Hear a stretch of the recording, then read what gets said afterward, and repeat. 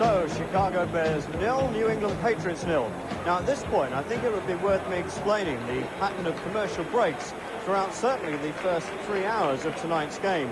Normally, during an hour and a quarter, our regular Sunday evening 6 o'clock shows, we take 3 breaks of 3.5 minutes each. Tonight, as you've already noticed, things are different.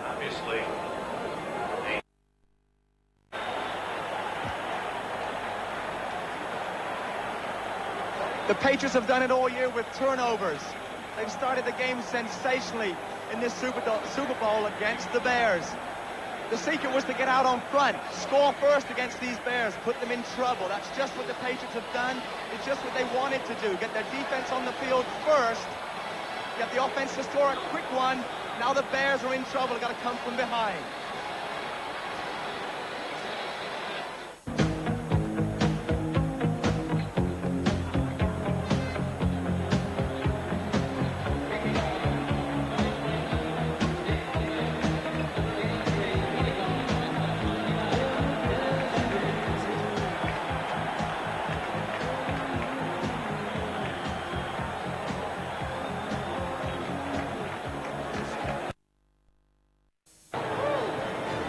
That was a big play by Ronnie Lefette on McMahon.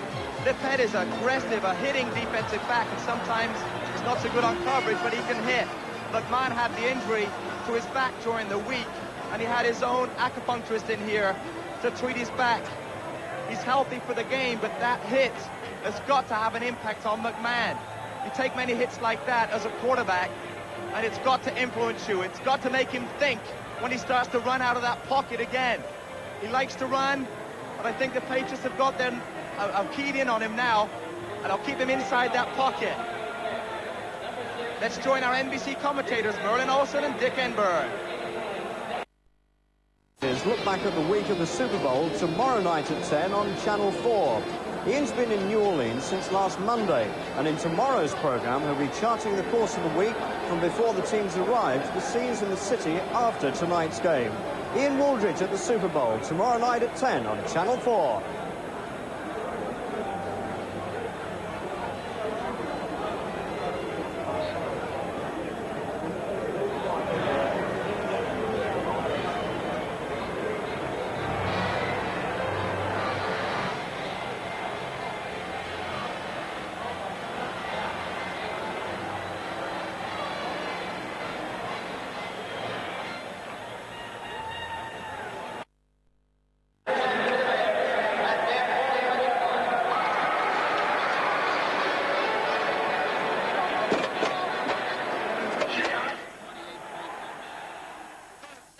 John, the Bears then leading 13-3. Is this the way you expected it to go?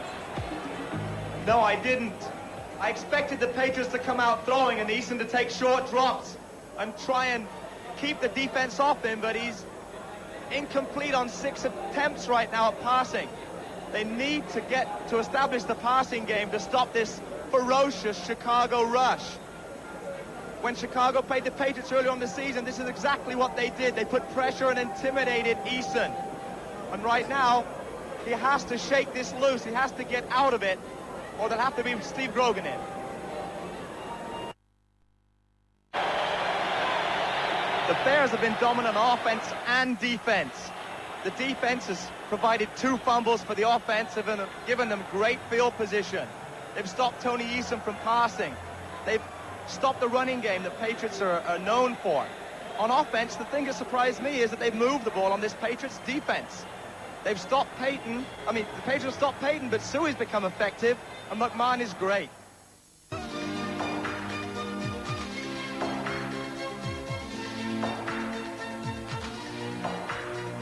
name of the game, it's not about money, it's not about fame. You are what you are.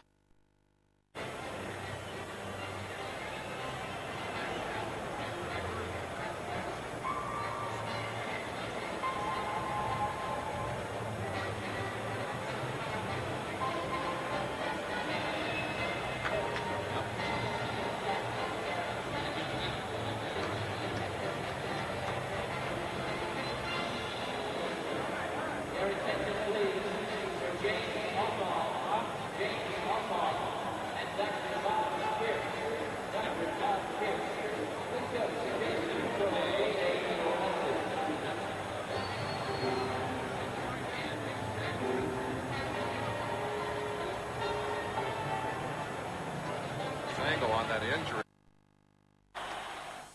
It's great to see my old buddy Steve Grogan back in there. He came in halfway through the season and revived the Patriots. Won 6 games in a row. He's an experienced quarterback who will stay in the pocket. He knows what's going on the field. He's very heady.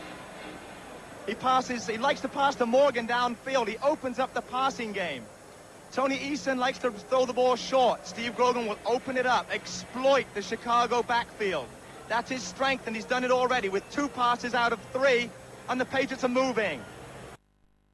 But he now has a responsibility to get the Patriots back on the offense and move this team if the Patriots are to win this game.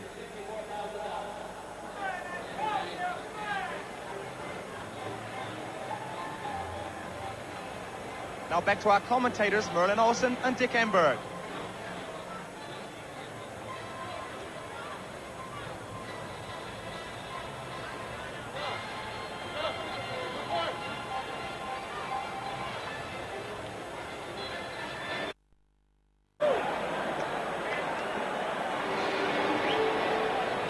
Before preseason, they had some problems because 2 of their starters from last year, Al Harris and Todd Bell, sat out the season on a contract dispute. Buddy Ryan, their defensive coordinator, said that Harris was the most underrated linebacker in the game, and Bell, the one-man Chicago's defense couldn't live without. It looks like they're doing very well without him, without Bell, and without Harris. Wilbur Marshall and Dewison have taken their place, and the defense is playing as well as ever.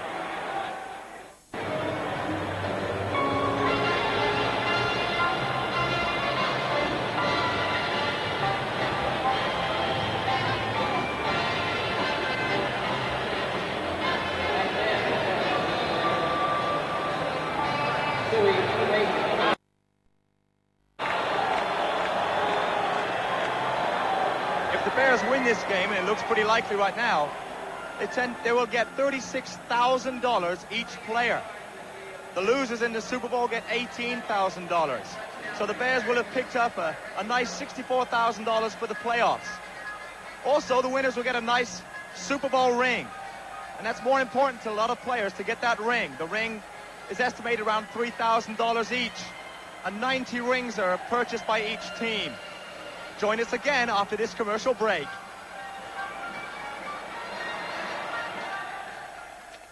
Points on finances is that in 18 of the last 19 Super Bowls, if the NFC wins, the stock market goes up.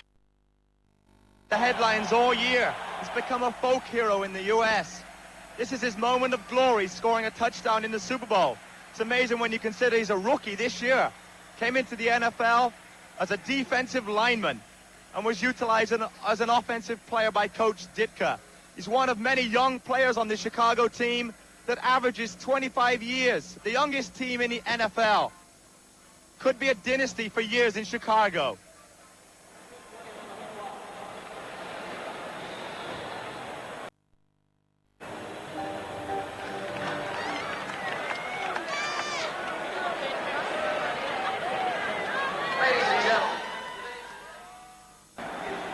Welcome back. Well, that touchdown certainly saved the Patriots some embarrassment. But 2 players on this defense who've had an outstanding night. It's Richard Dent, number 95, number 95, and Steve McMichael, number 76. Richard Dent's been the NFC's leading sacker for the last 2 years. But incredibly, Dent threatened to boycott the Super Bowl because he's only earning $90,000 a year, when some players in his position are making 7 times that.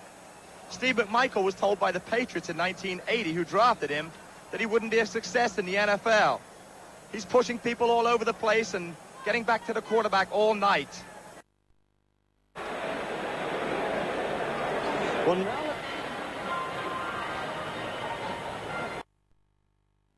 So, Chicago Bears 44, New England Patriots 10. And John Smith in New Orleans, your boys came so far, but this last hurdle really did prove too much, didn't it? Great achievement to make the Super Bowl. The 3 wins on the road in the playoffs. And they say the first time you go to the Super Bowl, you're there for the enjoyment. The second time you come to win. But the Bears have really destroyed that myth. Raymond Berry, the coach of the Patriots, is a unique individual. He's respected by his players. Was a Hall of Fame player. He's quiet and confident, but a very humble person. He's not willing to take any of the limelight from the players. In fact, there's a meeting on Tuesday with all the players in the Patriot organization, and many of us are looking at it as though Raymond Berry could very well retire after only his first season in the pros. It wouldn't surprise me, because he puts his family first, and this season's taken a great toll on Raymond Berry and his family. He works so hard. He's such a meticulous person. He wakes up in the middle of the night at 4 o'clock in the morning and something on his mind, so he goes and watches film and analyzes the situation. So it's taken its toll on Raymond. It wouldn't surprise me if he did retire after only his first season in the NFL, taking the Patriots to the Super Bowl.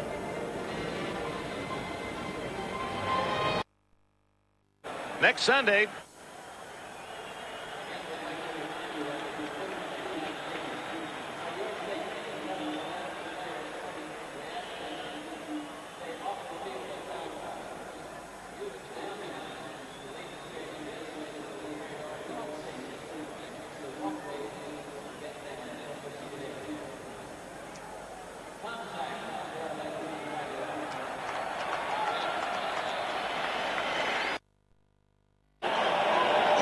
let me remind you now of Ian Waldridge's look back at the week of the Super Bowl. That's tonight at 10 o'clock on Channel 4. Ian's been in New Orleans since last Monday, and in tonight's program he'll be charting the course of the week from before the teams arrived to the scenes in the city after tonight's game. Ian Waldridge at the Super Bowl is tonight at 10 on Channel 4.